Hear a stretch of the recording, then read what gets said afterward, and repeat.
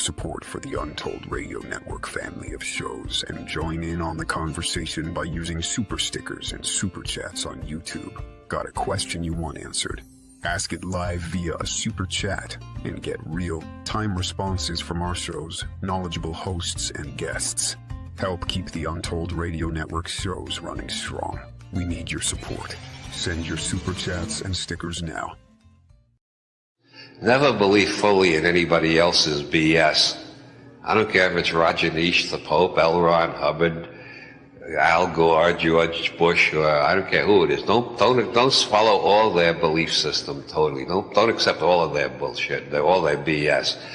The second rule is like unto the first. Don't believe totally in your own BS, which means that, as Bucky Fuller said, the universe consists of non-simultaneously apprehended events. Non-simultaneously. The universe consists of non-simultaneously apprehended events, which means any belief system or reality tunnel you've got right now is going to have to be revised and updated as you continue to apprehend new events later in time, not simultaneously. This is the natural functioning of the human brain. It's the way children's brains perform before they're wrecked by the school system. It's the way the minds of all great scientists and artists work.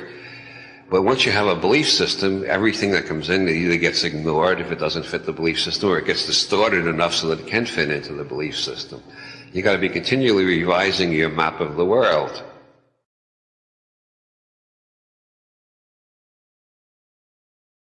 And hopefully, in many ways, that's what we're doing here on Untold Radio. Is that what we're doing? Anomalies. Yeah. Mm-hmm. My name's Katz. And I'm Aspasia. And welcome to episode 104 with an extraordinary guest beyond what we could ever imagine.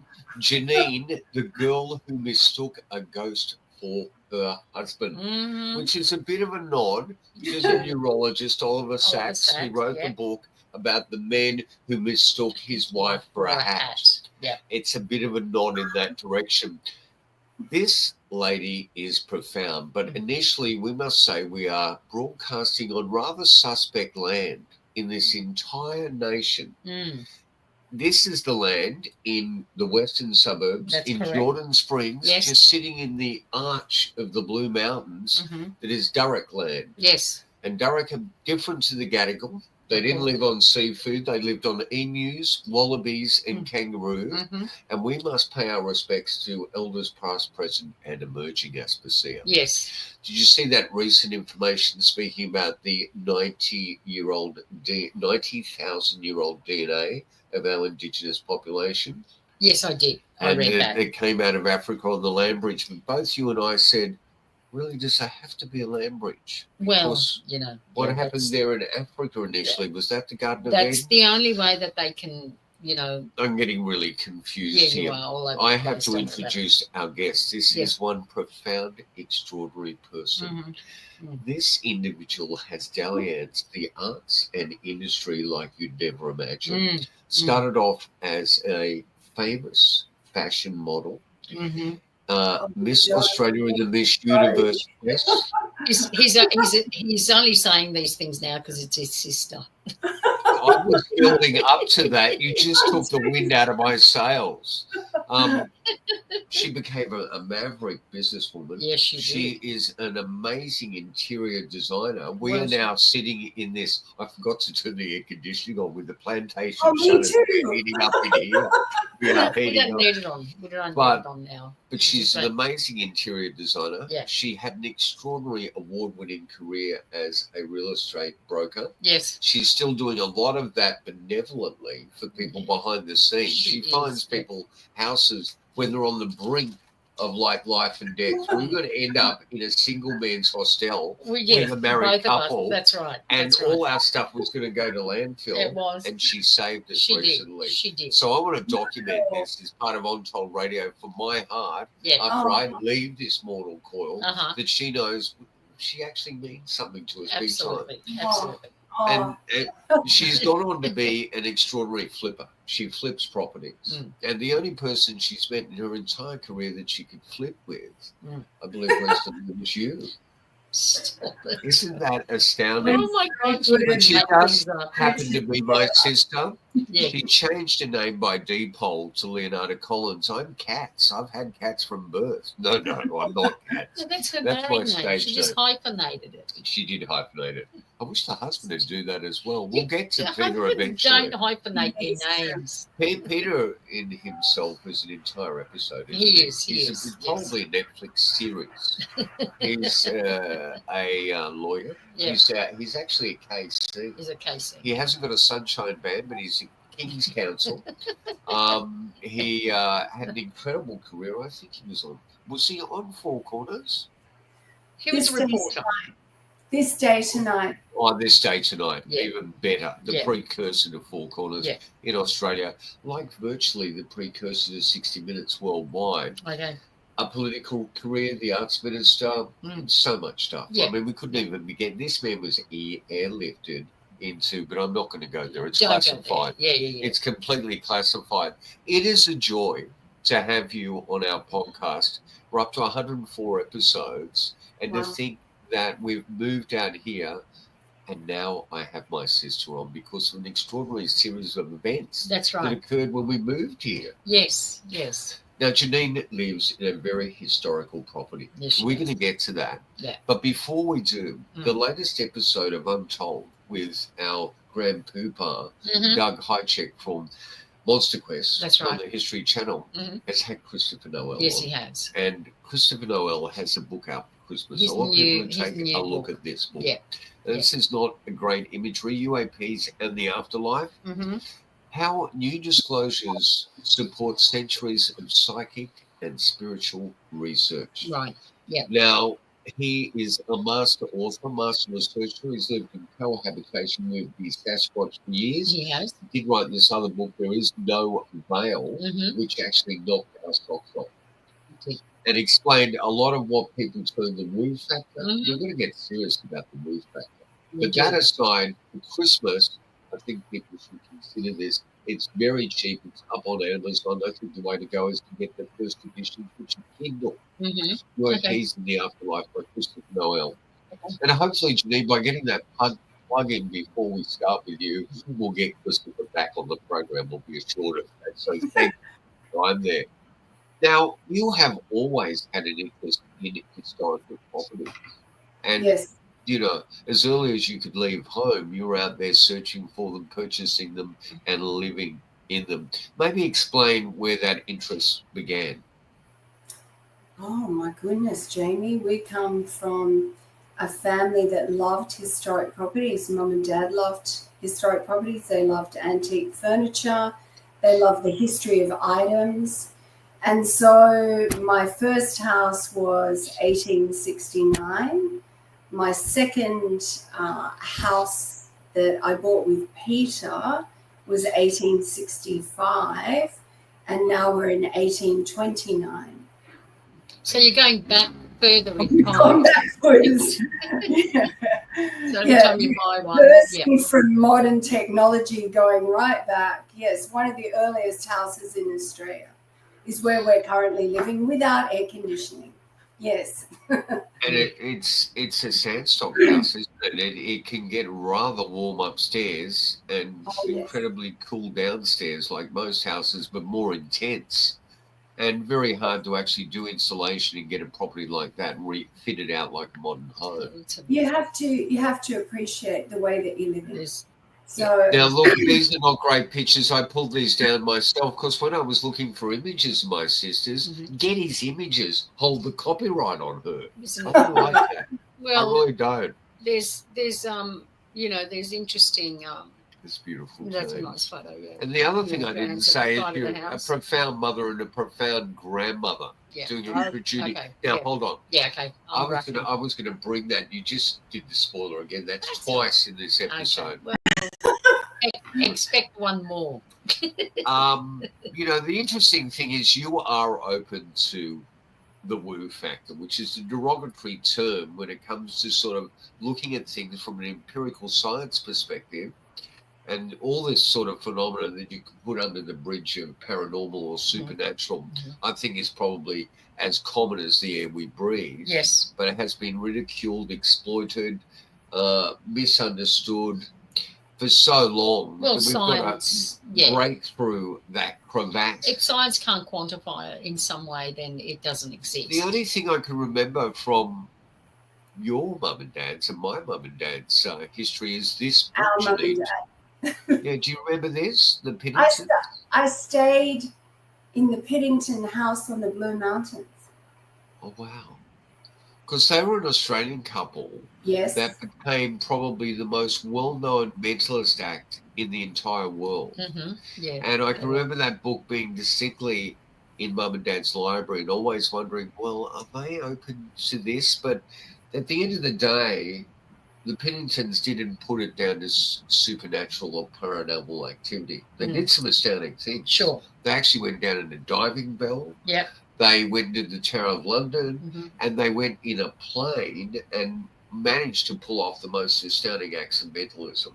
Yes. To this day, I don't think anyone has unraveled People still their don't know secrets. how they did it. Yes. Yeah, that was... So they were fascinating. And I think the other thing was our grandmother, Virginia, being part of the church, hold on, what's the name of them again? Christian Scientist. The Christian Scientist. Yeah. Yes. Yeah, I've always wondered about that as well, Jamie, because I used to sit outside that church and wait for her to come out on a Sunday. I've always wondered about that as well. Yeah. So she believed that you could heal yourself with prayer. Yes. And I think they were they weren't that open to the paranormal or supernatural. It was more like that sort of Nietzschean notion that you can do it yourself. And we had some relatives that also got involved in that and didn't do it themselves when they got very sick, and it didn't really heal them. But, I mean, look at the placebo effect, you know. I think that accounts for at least 40% of healing out there. Yes. And to no great Somebody explanation. needs to do some research knows? on the placebo effect. But our grandmother, when she passed away, they opened up the concertina doors that were the beautiful lead light ones, and behind there were horoscopes. There was lots of interesting paranormal woo factor material. So she had this secret history where she was truly into it. And there's something in our family with intuition. I think our mother had it. I know the whole family have elements of what you call psychic moments. But when you were considering buying historical properties, did you ever take that into consideration? You have to remember, I have been a real estate agent. So I have walked into many, many hundreds of properties. And I believe in karma. And I believe in a home holds energy. And in my real estate career, I could walk into a home and know there was bad karma or bad energy vibe in it, or some homes have nothing at all in them. It's like they're completely devoid. And then other homes have a great feeling. So I have always bought properties based on the feeling that I have when I enter them. And Peter and I are very similar in that respect. So the first question we ask ourselves when we leave a property, and we've owned quite a few properties together, is how does it feel? What do you think?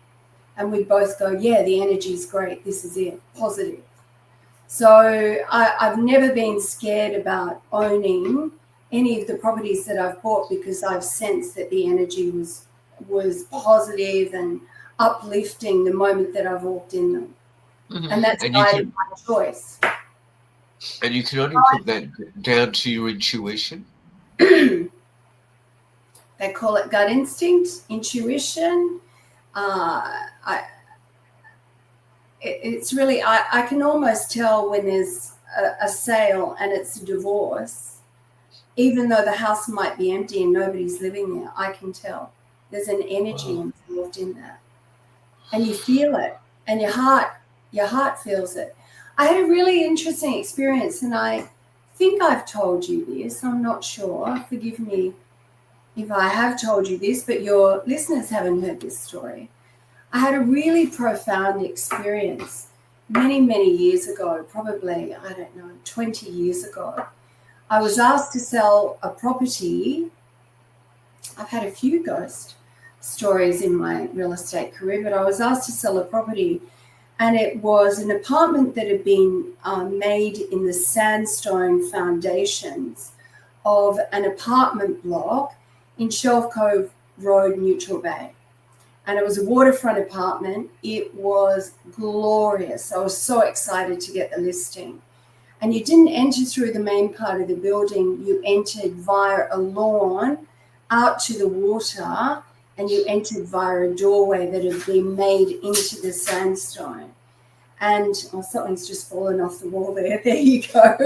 And I remember going down to view this apartment. I was so excited. We'd signed the listing, and I went with my Chinese business partner at the time.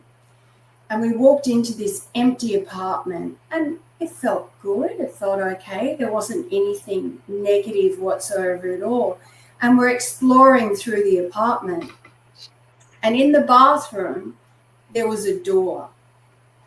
And it was obviously to the underneath of the building.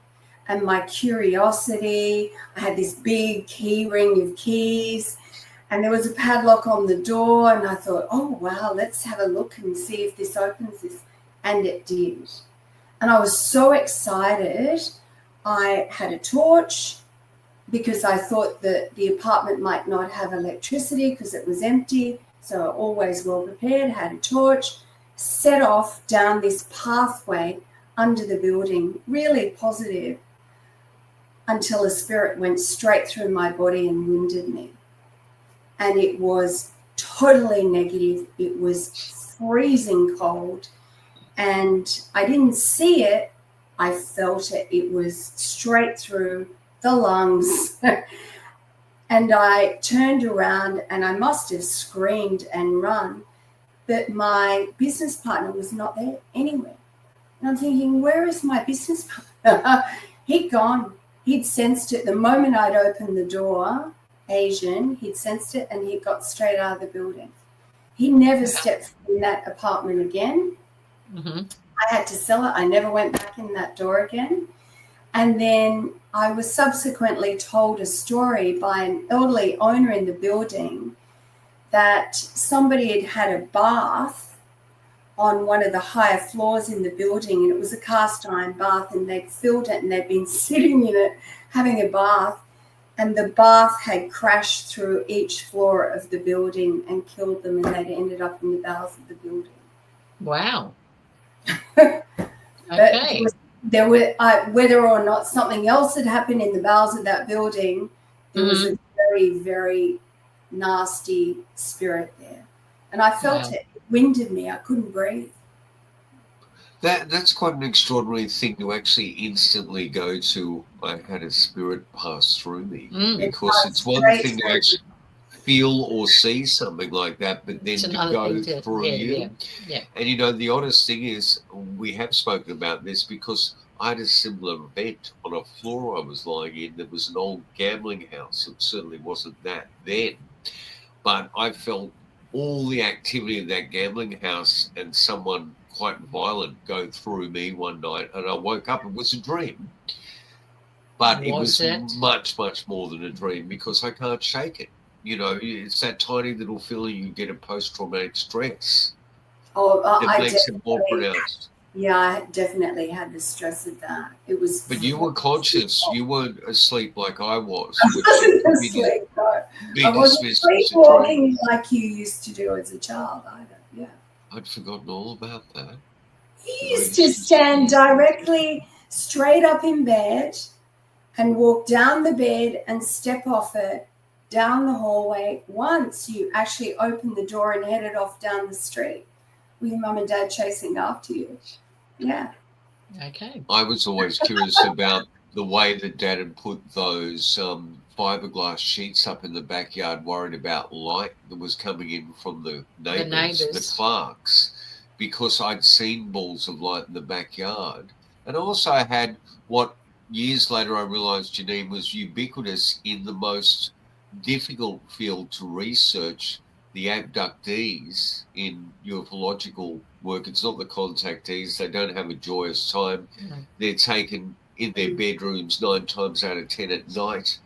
But I was getting the same thing that happened to a lot of those people, which is continuous extreme nosebleeds, to the point that I was rushed to hospital once night to get my nose cauterized. And to this day, it's still that your sister had continuous nosebleeds and had her nose cauterized too. And I have a deep fear of undergoing hypnosis, because there are some really valid, astounding people out there that practice that therapeutically, and evidently when in the hands of the right person, it can be good in recalling lost memories, but I don't want to know about it. But one of the memories I have of Mum and Dad is very similar to this photo of the Penningtons. Maybe I romanticized it a bit. A little bit. But, Dad was an engineer, and there's, and Mum, then him going to record my grandfather's poetry. Yeah. But one thing I want people to see is the astounding original image of the house you're living in now, the house that you have gloriously returned to life. There was a shadow of itself. And maybe whilst we put these images up, you can talk about the story. You found this house and its history, if that's all right by you. Of course, yeah. So this is a photo, I think, that was taken in 1862, the year that Henry Parkes actually took over the lease of the house, the father of Federation. The house is 1829. The bunya, which you can see on the left-hand side of the photo, the bunya tree, which is now like Jack and the Beanstalk and reaches up to the clouds in the sky. The bunya tree, we believe, was planted by Philip Gidley King, who was the 3rd governor of New South Wales. And he did an ICAC-worthy, wait a minute, I've got one hell of a bun in my throat. He did an ICAC-worthy handshake with Governor Bligh when he was seriously ill in 1806, and they both gave themselves 2,000 acres of land. Governor Bligh's 2,000 acres is now the Western Sydney University campus at Warrington, and our 2,000 acres is now reduced down to 5 acres, which is what we live on, with 26 neighbours surrounding us. So we are a very interesting battle axe block. If you look at the photo on the left-hand side, there's a man with a big bushy beard and a coat holding a sulky. Now, is that Henry Parkes? Is that Henry Parkes himself? This is John Lethbridge in the top hat at the gate, and he's come back to have a photograph taken of himself at the house. And that's he was raised here as a little boy. And the house is basically very similar to the photograph that you see there as it stands today. It's just that the roof doesn't leak and the veranda. Well, that's what it was like when you purchased it. The shop we've got up now, I take it. Yes, it was. And it looked quite ghostly. If you look at that, you swear that there was a ghost living in that house. If you look at the conifers, I'd just like to point out something to all your viewers. There were massive conifer bushes that covered the 2 downstairs windows. And my husband, I said to him, I'm going to need something to take those conifer bushes out. So he bought me a $3 handsaw from Bunnings. That's not... And I said, no problem. And I took those conifer bushes out with a $3 handsaw from Bunnings. Yeah. So you can actually today have a full, clear view of the beautiful house. Yeah. So and I mean, also that speaks very much to your tenacious nature and that beautiful relationship you have with your husband, which is quite an astounding symbiosis. But it's incredible, isn't it? There's a beautiful shot of both of you outside with the way you've restored this house is so astounding. It's just absolutely profound. Because when you got it, I mean, even though it's a historical site, it was really just I was at the very end run of its down. life. Yeah, absolutely. The poor darling house was run down. It had been loved for 40 years by a German family.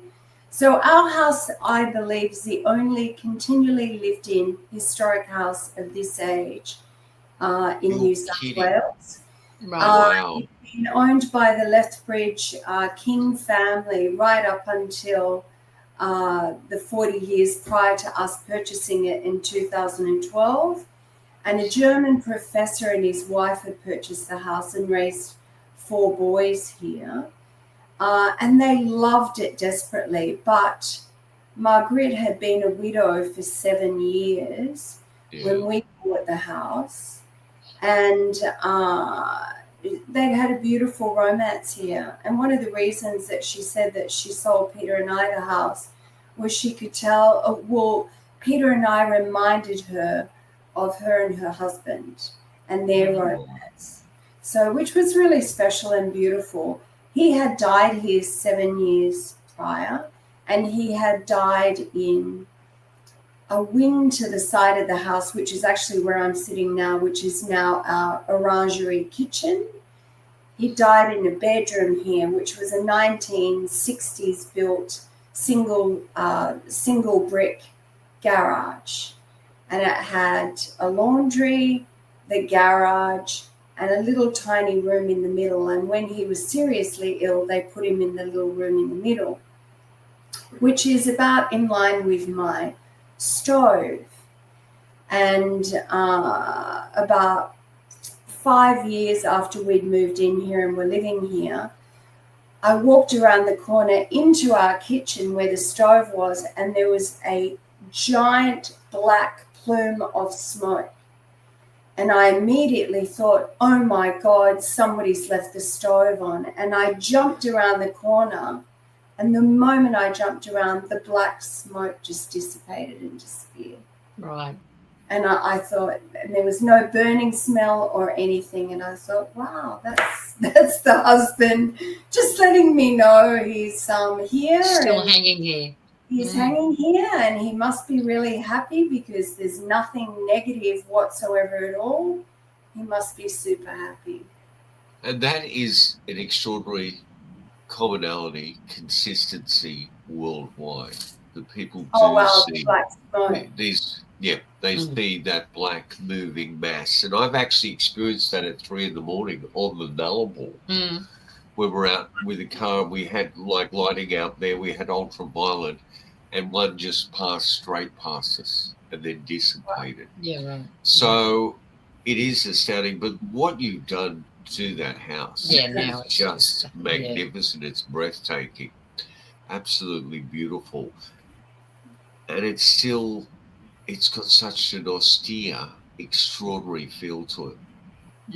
That's the front door. But you can really sense that there's something else going on. Now, I think what we should do, Jennine, is maybe talk to this incident that occurred recently, because you're one of the reasons for that incident, I would suggest. So, as you remember, Jamie, you were here for our grandson's 10th birthday. You held the disco party for that birthday, which was a huge success. Never seen children run for watermelon, and when Jamie's on the microphone announcing there's watermelon, it was a stampede. That a friend of ours had come over and had, what was it that he had that he was telling you about that he wanted to use at the house that can detect? An electromagnetic field detector. So you've got a cellar at the base of the house. Yeah, underneath the house. And we've actually gone there and done some ultraviolet. And orbs were flying everywhere. So in that cellar, I've always felt a very heavy weight down there, a significant heavy weight. It's probably the one part of the house I choose not to hang out in. I think I've drunk all the wine down there anyway, but I choose not to go down there because I do feel a heaviness that I'm not that comfortable with. But nothing negative, it's all okay, but there is a heaviness. And Greg was talking to you about using this, whatever it is that he wanted to test in the house. And I said to him, whatever you do, I don't like upsetting my spirits that are here in this house. So I don't invite that into my home. I live in harmony with whoever's here, and we seem to feel very protected by that. We've had other people here who've had terrifying experiences and run out of the property, and I'll tell you a really good story about one of the men that was a tradesman here, that happened to them. But after that discussion, the birthday party, we all went to bed very late. I was totally exhausted. And Peter and I sat up chatting in bed, and we have an ensuite bathroom. We have a second bathroom down the hall. And then we decided to go to sleep. So I said, I'll use the other bathroom. You use that one. We'll turn the lights off. So the house was all in blackness, and I just trotted down the hallway to the bathroom on the landing upstairs. And I remember coming out and thinking, why is Peter walking towards me? And the landing is thin, and there is a very slim bench seat that I bought from France and had shipped over sitting in that landing. So two people can't walk along it together. And so I'm starting down this landing, and I see Peter, what I thought was Peter. So I step back thinking, why does he want to use this bathroom? And then I looked at this figure, this large figure, and I thought, why are Peter's hands glowing like round balls of light? And then I thought, oh, that's not Peter, that's something. And the moment I thought that, it just went. And the balls of light didn't go with it. They sort of went out of the space and disappeared into the walls. And I stood there and I thought, oh, is this going to be like that experience where I walked into the bowels of the building? Am I going to have something go through me again? And I thought, no, I'm not. I'm definitely not going to have negativity in this house. And I just walked straight up the landing, felt nothing at all. Were the balls of light giving off any incandescent light? Were they? Yes. They were falling on? Wow. I mean, it sounds like it's like a plasma effect in a sense, but very unusual and unique. It was the dark, and remember, I am night blind, but there is a big window behind me when I come out of that bathroom, so there is lots of night light. And it was this silhouette of what looked like Peter to me, a male figure. But I'm thinking, why are the hands balls of light? So, and I had not been asleep. I was awake. I was tired, but I hadn't gone to sleep yet. Have you seen anything like that up there? You know, on the first floor of the house before? Yes. So. I have walked into James's room. He used to sleep over along the outside wall, the northern wall of the house, in a very big French bed that's now at your place. And he was asleep in that bed one night, and I heard something in my room, and he's a very bad sleeper. And I'd gone into the room and I said, James, why are you standing up? You need to sit down and lie down in bed. And then I realized when I touched the bed, he wasn't standing up. He was sound asleep in bed. Right. Somebody else had been standing up, and it was a child's figure. Wow. So it wasn't big, it was a child. And then Peter one night, once again, James was awake and unsettled. So Peter had got into bed with him and was lying there and heard something in the hall and looked up, and there was the figure of what he thought was James in the doorway. And he said, James, get back into bed. Where are you going? And put his hand down, and James was sound asleep beside him. Yeah, right. So we've both had the figure of a child in that room. So does Peter believe in ghosts or not, even after that experience? Peter's very open to that. Absolutely. Okay. I don't think again these things are a question of belief. You have experiences and you know what you felt. Yeah, no, I know, but I told you that story because last Sunday I was with my sisters, 2 of them, and we're sitting there. I don't know how the subject came up, but it did, about ghosts and stuff. And my sister Joanne, she said, I remember when I said to you, she said to me, "Oh yeah, no, look, I don't believe in that stuff." And I was like, "What stuff?" She said, "Ghosts." I said, "Oh, right, okay, yeah, okay, that's fine." She said, "But," she goes, "I know that there was a ghost at the Bexley house," and she said it followed me to my house in San Susie. And I just went, "What?" And she said, "Yeah," she said, that ghost has followed me from the Bexley house to San Susie. I said, "But Jo, you don't believe in ghosts." She said, "No, I don't. But this ghost has followed." I'm like, this woman's insane. I said, "Do you hear yourself? You're contradicting yourself. You're making no sense." And then I went, "Of course she isn't. She's my sister. Why would she make any sense?" There you go.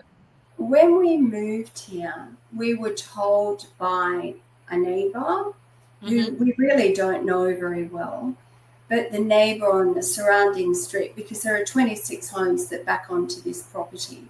Yeah, and when we first moved here, there were a lot of chicken wire fences, which was the original fencing for paddocks and that between the properties. Mm-hmm. And this neighbour, when they had moved into their house, a child had run over to the fence and just stood there in front of the gentleman, the mature father of his family, father of the house. And he said, "Oh, hi, who are you?" And then when he'd seen the family and said, "Oh, you've got a little one about 7 or 8, the family said, "Oh, no, that's the ghost."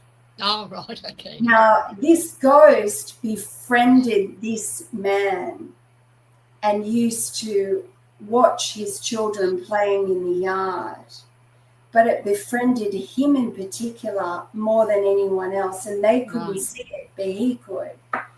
And to the point, he went with his family and a friend to lunch at I don't know where, but it was a shopping mall, and they were sitting in the shopping mall.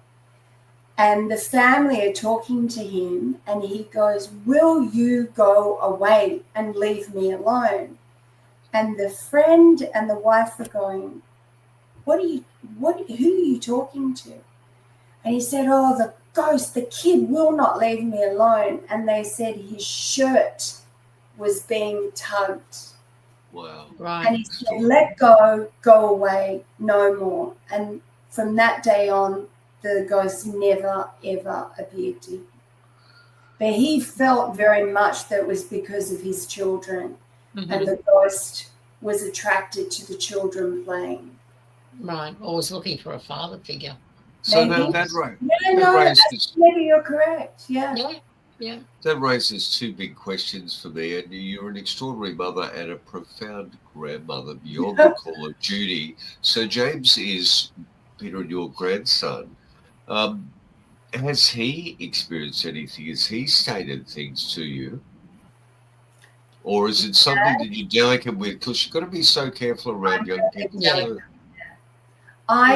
So my daughter, who you happen to know really well, your goddaughter, Jamie, has, when she was young, her father and I lived in a property where as a baby, I'd feed her and sit her up to burp her, and she was fixated on a corner of the room, fixated. So if you turned her the other way, she'd turn her head to look at a corner of the room, and she'd giggle and laugh, and it was just bizarre. And then the neighbor said to me, the neighbor came in to visit and see the baby and that, and she said, the old lady that lived here before you, she died in her rocking chair at that fireplace in the corner of the room. Right. And I really believe that Tara, as a child, could see that vision. See her. Mm-hmm. Absolutely. She's extremely intuitive and psychic. Absolutely. And it's just something that comes natural to her, even though she surrounds herself with a lot of the literature as well. But the literature is secondary to what she knows in herself. Yeah, absolutely. Which is quite profound, where I don't think it becomes any more a question of belief. It becomes a question of knowing. You don't need to have a hypothesis to be able to break this down. Yeah. I think if you run with your intuition, you're probably closest to the truth. Sure. But at the end of the day, what can you say? I mean... Well, how do you quantify something that, you know, not everybody can see and... Or measure.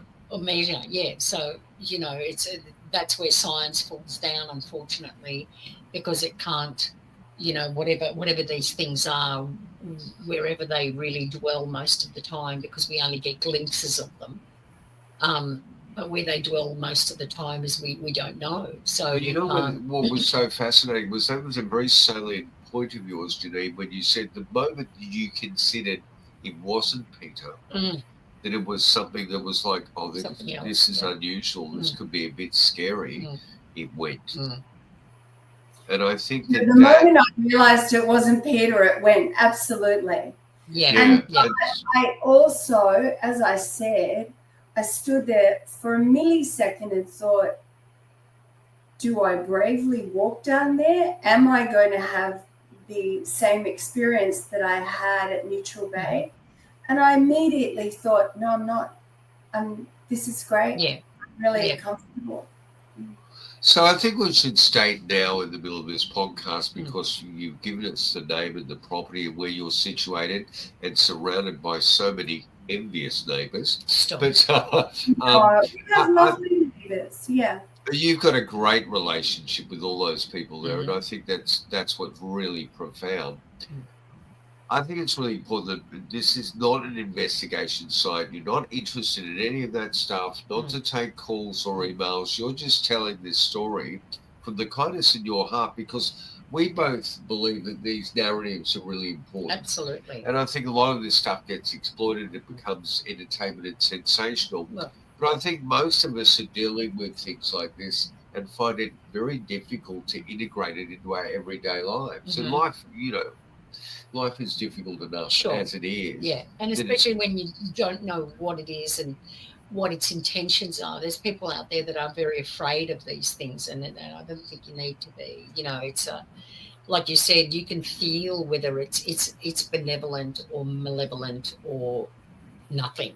Do you know what I mean? There's no one way or the other. You can usually feel, you know, the hair on the back of your neck could go up if there is something. And that's what usually we fall back on the knowledge we've learned primarily on Untold Radio. And then there's a paradox there. When we're looking at this parallel hominid, Sasquatch, Yowie, Bigfoot, the Yeti, there's a dichotomy there in the research wheel.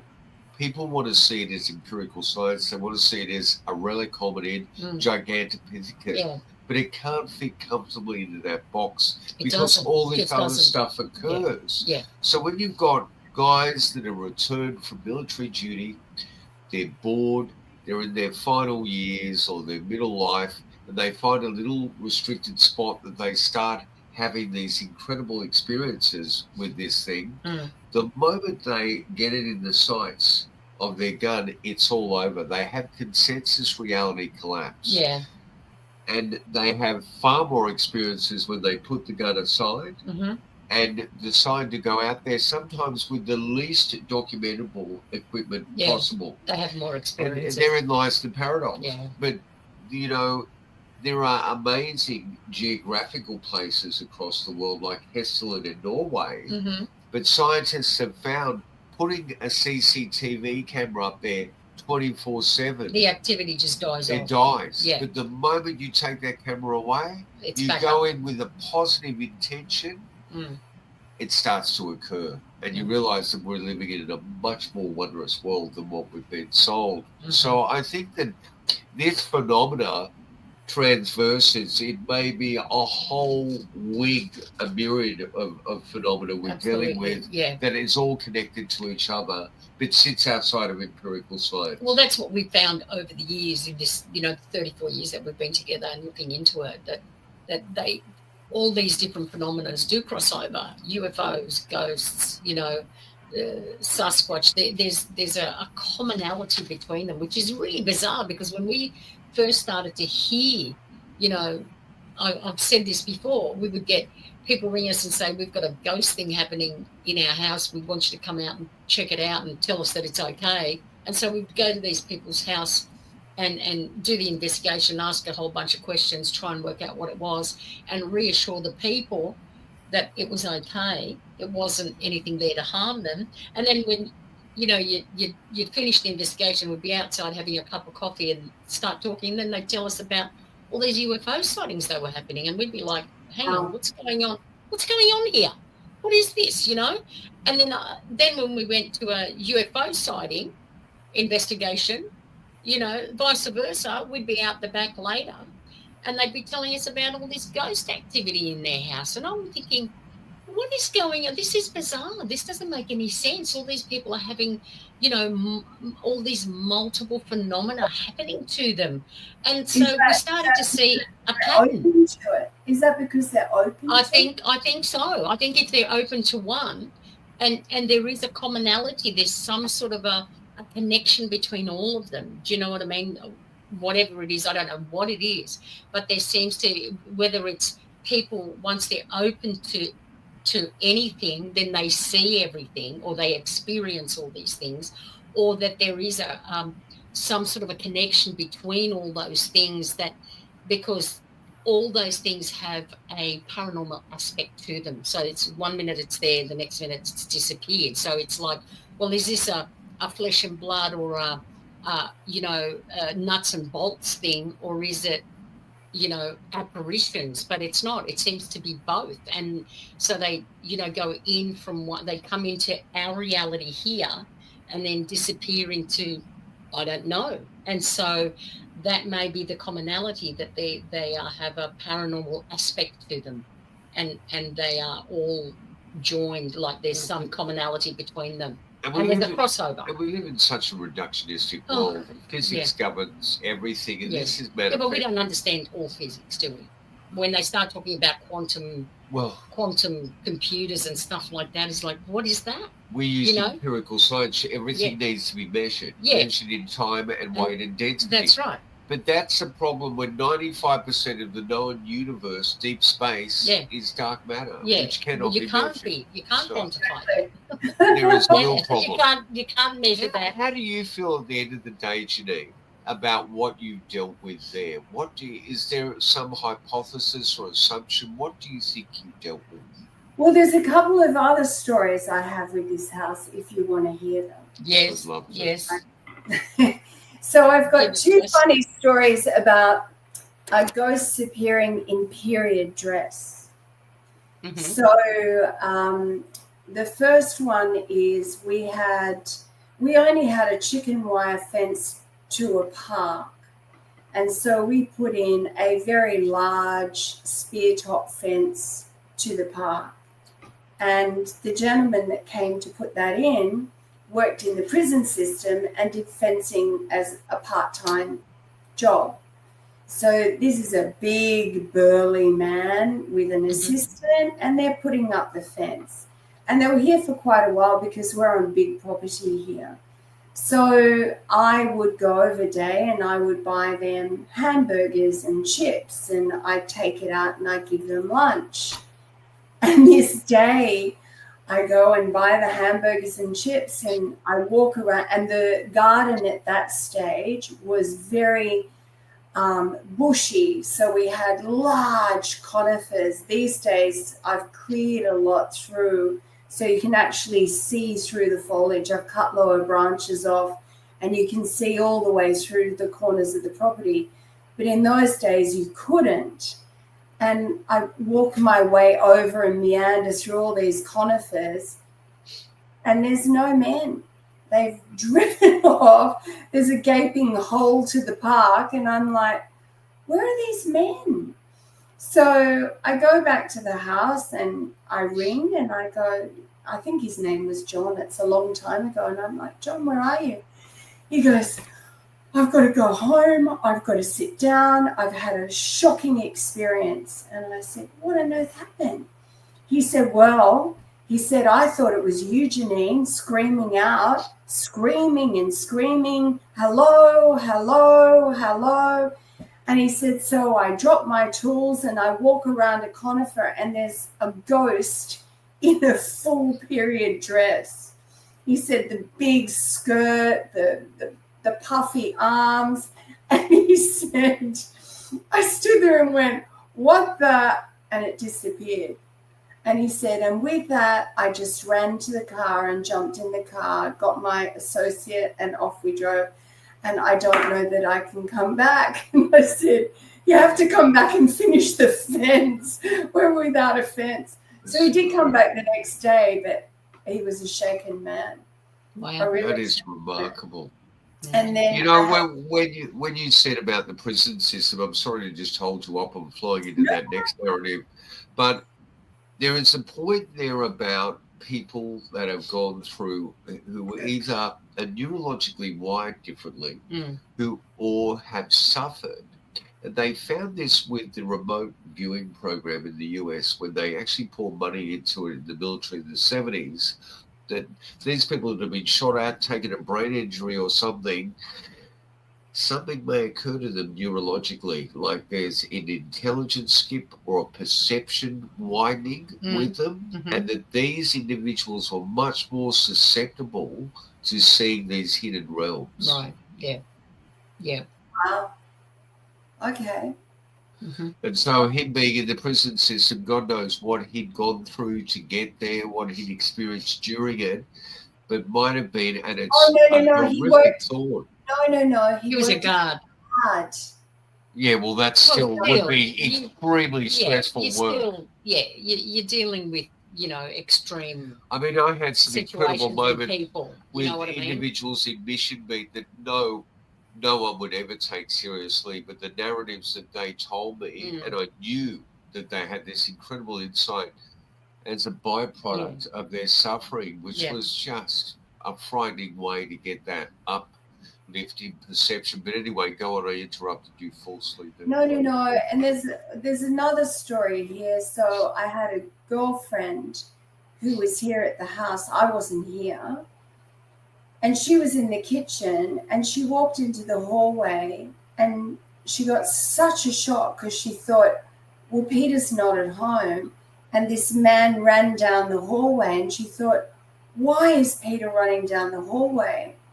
And then she stopped and thought, and why is he wearing tails and a top hat? She said, he's going to some event. Ran down the hallway. Yeah. Wow. There you go. And I think primarily, these experiences, like when we did the quarantine station and looked there, it's all based on what you take into those areas. And because you've got kindness, you're a benevolent, generous, caring person, you're always supporting other people perpetually. I've never seen someone to the extent of your generosity at times. We have experienced a huge... We have experienced a few of those people that we need to shout out to big time that helped us move. But my sister, as you would acknowledge, is astounding in that regard. I think you go into harmony with whatever this is. There's a sense of like you're not going to be taken to the point that maybe your prison officer was taken to. But one thing I have to lead us to now is, I mean, you people have got the most astounding connections, you and your husband. But one of them is to probably where the most valid information is coming out at the moment. Of course, we're in the midst of a worldwide drone assault, aren't we? Yes. And I think Ross Coulthard, who you introduced us to, who is probably one of the most well-known journalists at this stage, representing whistleblowers into Congress and the Senate in the US in terms of the UAP situation. We call it the UFO situation. But I want people, listeners, watchers, to go up and check out our avocado air traffic. Oh, yeah, that was just amazing. Now, if you think this is just drones, listen to some clear air traffic controllers, pilots experiencing this phenomenon at 28 to 30,000 feet where a drone cannot go. No, cannot go. Maybe advanced military drones, but when they're stopping and starting, when they're actually doing things. Yeah, but military drones wouldn't be interfering with civilian airspace. Civilian airspace. Yeah. Because that's just dangerous. Right, do you know what I mean? Air Force Base was shut down. Yeah, which is the home of the Foreign Technology Division, where they reckon all the Roswell stuff. Yeah. That was shut down because it had so many drones over the top of it. Yeah. But Ross is doing the best job of any journalist on the planet. You need to watch News Nation. I don't know if they're going to accept that we're watching it here now, but we are. The federal government now says that what is believed to be drones are actually manned aircrafts. Really? The Defense Department acknowledging there's been sightings of drones over 2 military installations in New Jersey. Now, Homeland officials, they're saying that federal authorities are taking action and deploying extra resources. There's no question that people are seeing drones, and I want to assure the American public that we in the federal government have deployed additional resources, personnel, technology to assist the New Jersey State Police in it.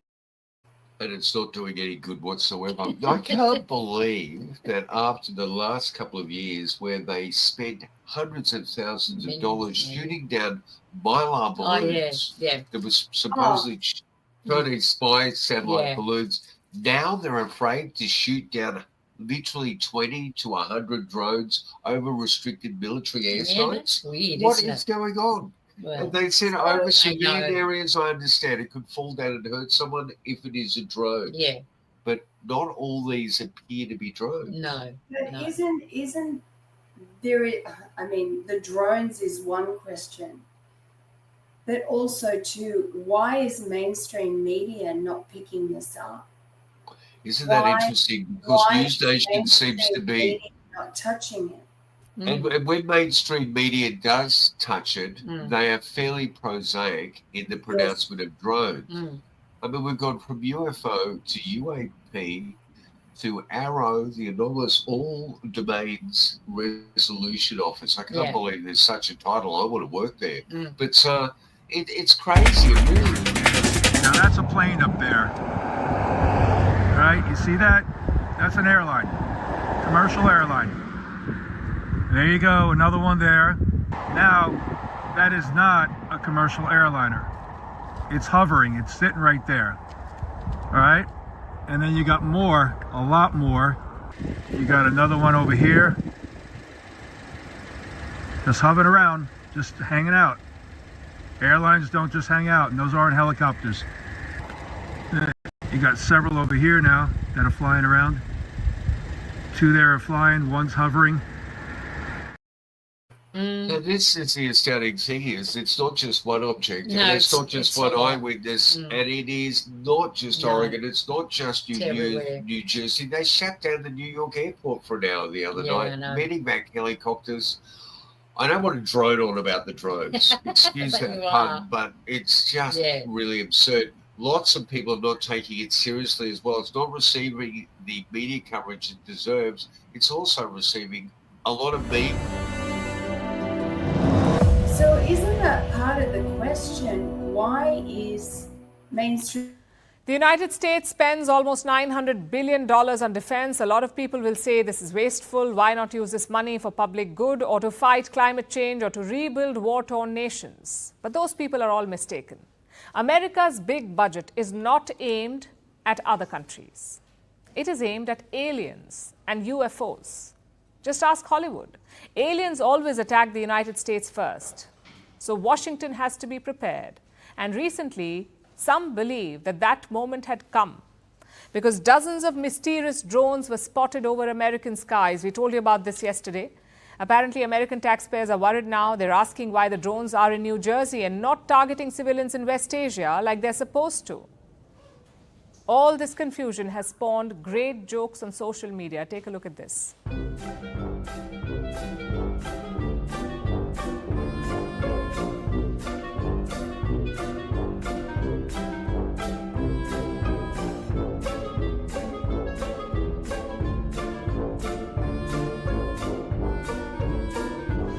Return return from whence you came.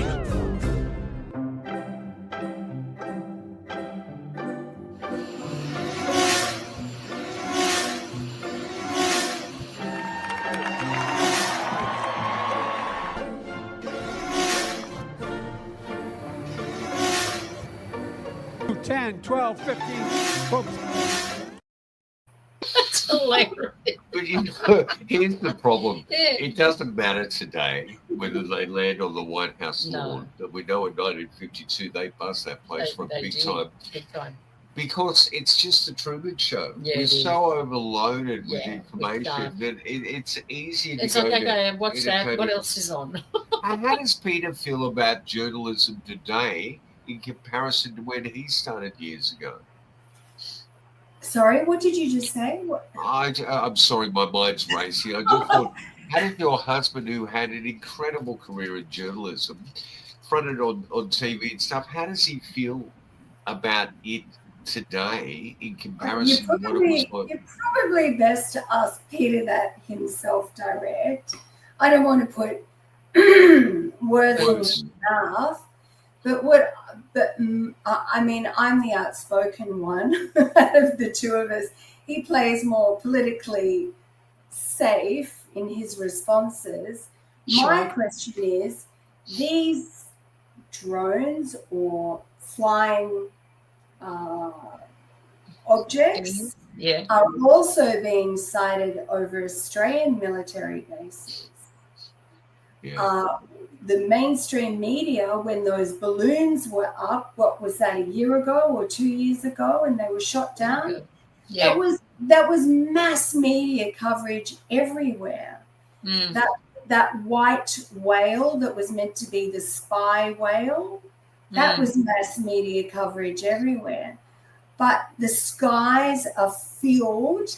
Military bases in the UK, military bases in Europe, in the Middle East, and here in Australia, but particularly in America, the skies are swarming with flying objects, and mainstream media 7 to 9, 10, nobody touches it. You know, what that's a really is that? That is such an important point. I'm amazed we didn't raise that ourselves. That I have actually looked extensively for any media coverage in Australia. There is nothing. But Ross is reporting, and Ross has the connections and is aware. He's speaking to people. Yeah, but he's not on the Channel 7 or Channel 9 or Channel 10 news. He's on News Nation, and that material is going out there.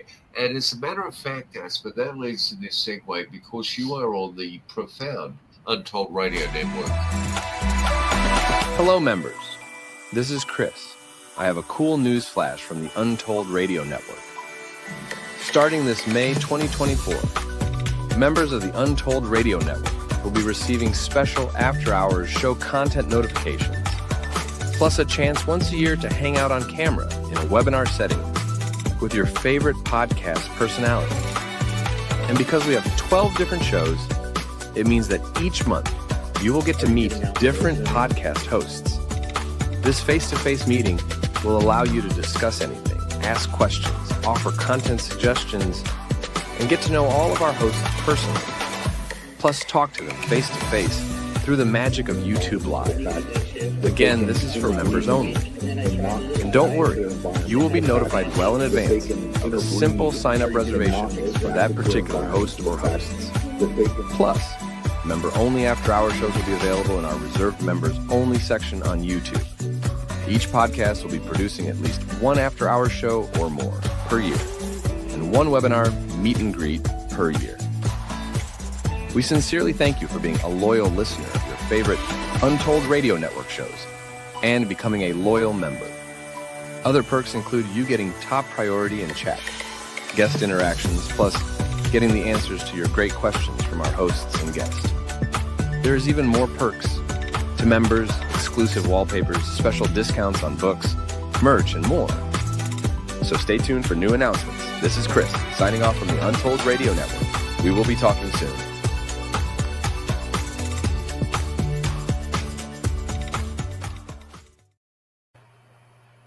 Well, all right, Jennine, it's been a joy. And it's also been very important for me that we document my life with my astounding sister. Absolutely. And you actually transformed our incredible life to one of the most profound lives, and we feel we will never be able to thank you for what you've done for us, getting us out here to Jordan Springs. It's unleashed us again. It was selfish on my part because I just wanted you closer. I should say something as well, and this is really dear to my heart. You've mentioned Ross Coulthart, who I'm exceptionally proud of, and I count him as a friend, and I think he's doing an incredible job. If it weren't for people like yourselves, where you allow open and free discussions and you can raise factual comments and you can allow discussion around that, mainstream media does not provide that anymore. It's giving a sense of view of what's happening in the world, depending on does it suit the network or the owners or whatever. It is really important that you're doing the great job that you are, that you're allowing people to have a voice, that you're allowing free and open discussion, and you're getting messages out there. I'm really glad that you do what you do. Well, we cannot thank you enough for that statement. I think it's really important that, you know, we all think differently. We're all wired differently. And, you know, I don't think any of us should actually not stop and listen to people's narratives. It's up to you whether you take that narrative in or not. But I've always found in the plethora of books, information, philosophers, researchers we've spoken to, you cherry pick what you need for yourself. Yeah. Because I think every experience on this planet is unique and individual. And we cannot... And it's perceived from that, you know, that person's, you know, that template. So it can't be 100%, you know, right for you or for the rest, but for that person it is. But from that you can glean something for yourself from there, you know. And I mean, there are a lot of... We can all keep learning. Absolutely, yeah. Nobody knows everything.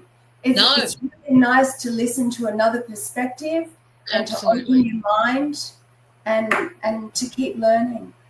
Well, I've got a very strong feeling in my heart that we're going to have you back on the show, and I'd love to get Jennine with our CEO and the developer of Randonautica. I think those two would, Orman and Jennine, would have hit it off big time because they're two astounding, beautiful ladies inside and out. Yes.